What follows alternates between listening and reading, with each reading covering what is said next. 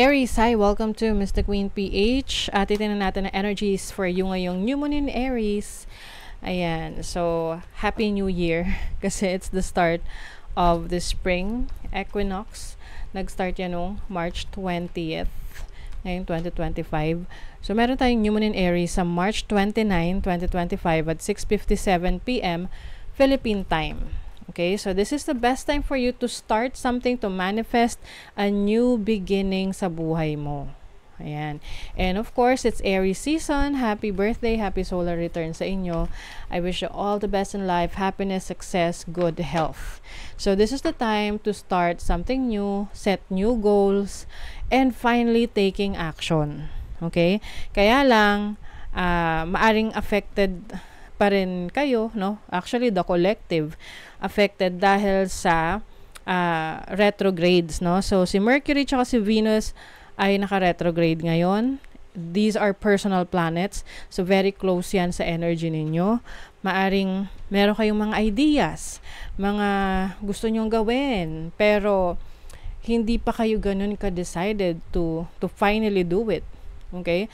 However, merong opportunity for you na i-push mo yung sarili mo to get out of your comfort zone, or i-push mo yung sarili mo na mag-transform, may magbago, mag-explore, because Pluto and Jupiter ay meron siyang positive aspect sa Sun and the Moon, which is in your first house. Sa first house is about yourself, yung sarili mo. Yun nga lang, maaring may mga bagay na pumipigil sa'yo, lalo na kung meron kang fears, na may takot ka, or parang nag-aalangan ka, may doubts ka, because of these energies na si Mercury at si Venus naka-retrograde. But eventually, no, you will have that urge, or magkakaroon ka ng lakas ng loob rin na to finally start what you really want. Okay? So 11th house is your hopes, your dreams, your wishes. Andyan si Pluto. So Pluto is asking you to make some changes, release the old, and start something new. And Jupiter here is asking you to expand, explore, learn new things, no? Which is in your third house na nasa Gemini. So, yung, kumbaga para siyang nagtatalo yung energy na to sa'yo, na minsan, tinatamad ka, may mga times naman na parang hindi ka na mapigilan sa mga gusto mong gawin. So, it just, kailangan mo lang siyang i-manage, and if there's something na hindi ka ganun kasigurado, mag-hold back ka muna, no? Lalo na kung naguguluhan ka pa. But eventually, things will be better. Okay? Itong ruler ng Aries, which is Mars, is in your fourth house. Fourth house, which is your family, your home life, your foundation. Yun nga lang kasi si Mars, hindi siya ganun ka-komportable sa energy ng Cancer. So that's why parang naghahalo-halo yung yung yung energy mo na gusto mong gawin ng isang bagay, and parang teka muna, 'di ba? So now this is your chance to identify what you really want, kasi retrogrades are also a time for you para mag-reflect ng mga bagay na gusto mong mangyari para sa buhay mo, para sa pangarap mo, para sa mga bagay na gusto mo pang matutunan. So, yeah, kailangan rin open ka dun sa mga changes na nire-require sa'yo ngayon na gawin mo na.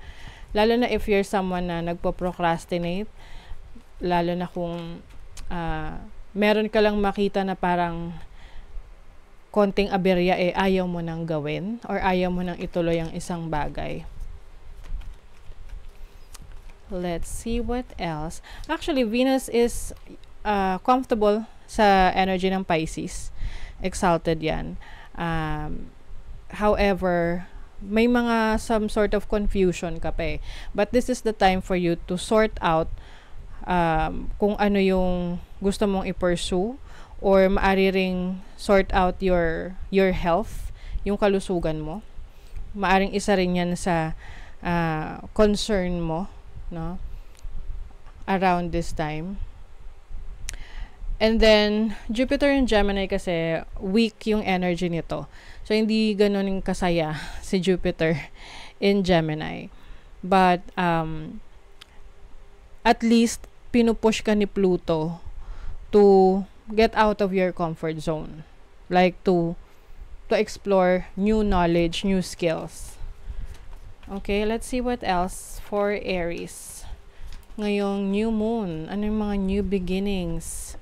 The High Priestess. Malaking bagay rin sa'yo yung pagtatap in mo sa instinct mo, sa intuition mo, sa wisdom mo. Dahil marami kang realizations of what you can do. You also have the King of Pentacles. Stability in your finances.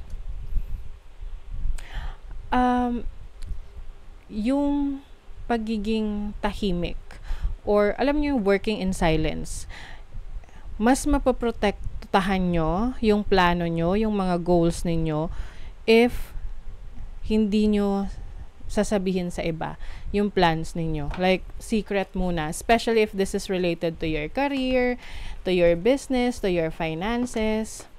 You have the Hierophant. So, this is also the time for you to learn. Merong mentor, someone na tumutulong sa'yo to improve yourself, to improve your life. You also have the Four of Swords. Maaring may time ka rin na magre-rest, magpapahinga. Oo. Kasi hindi naman pwedeng sugod lang ng sugod kasi mauubos yung energy mo. You also have the Six of Cups. I think part to ng mga bagay na kailangan mong i-reassess sa buhay mo, i-review sa buhay mo about yung mga old na pangarap, yung mga dati mong pangarap na hindi mo nasubukan.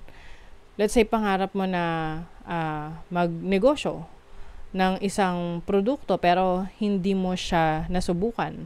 So, maaring ito yung time na i-reassess mo na, teka, bakit hindi ko na ngayon subukan? Parang ganon. Okay, let's see the moon message for you, for Aries. Step up and lead. Mga Aries, meron niyang leadership qualities. So, maaring merong leadership role for you ngayong new moon in Aries. This can be leadership role sa bahay, or sa family ninyo, or sa career ninyo. Hold your vision. Yes, panghawakan mo daw yung iyong pangarap, yung iyong plano, yung mga gusto mong ma-achieve. Because if maglalakas loob ka na ikaw yung maging leader ng sarili mong destiny, then definitely you will be able to achieve your goals. Okay? So that is your reading, Aries. Thank you so much. See you again.